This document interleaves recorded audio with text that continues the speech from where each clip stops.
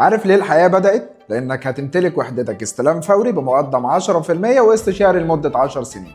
كمل معايا الفيديو. لو جيت قلت لحد دلوقتي ان انت عايز تستلم استلام فوري هيقول لك انك لازم تضغط نفسك في المدفوعات فتدفع اكتر من 40 و50%.